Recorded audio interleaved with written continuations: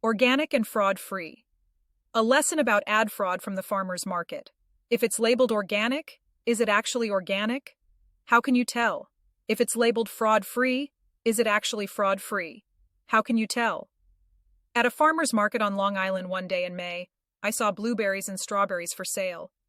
It seemed a bit early for strawberries, since we hadn't even reached June yet, and it was certainly far too early for blueberries. So I asked, "Are these blueberries this season's blueberries?" The attendant immediately said, "No, but the strawberries are. Look for the yellow labels marked local. Those are grown here and in season."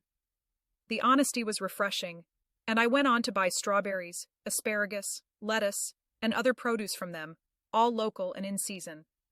Then I thought about ad fraud, and what a simple lesson this could be for buyers of digital ads. Let me explain.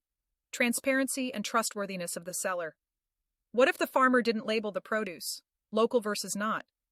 Would you be able to tell which blueberries were local versus ones that were not? What if the farmer were not honest and deliberately labeled things organic when they were not?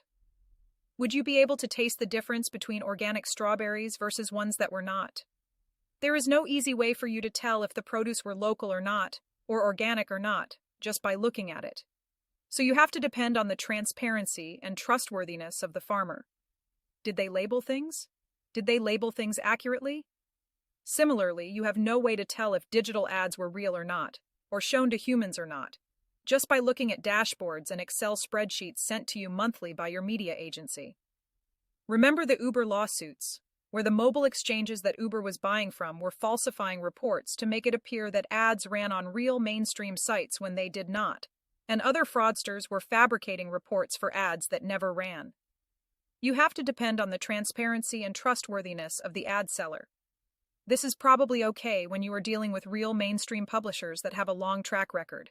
It's probably not okay when you're buying ads through programmatic exchanges, from millions of sites and apps that didn't exist last month, and no one has ever heard of.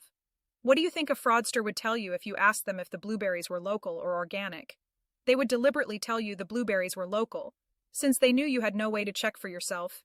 And they'd also tell you the blueberries were organic, so they could charge you higher prices for them under false pretenses. So what? It boils back down to the simple lesson I learned from the farmer's market yesterday. Buy directly from honest farmers. When they sell you something labeled as local or organic, you can be reasonably certain they are not outright lying to you and trying to rip you off.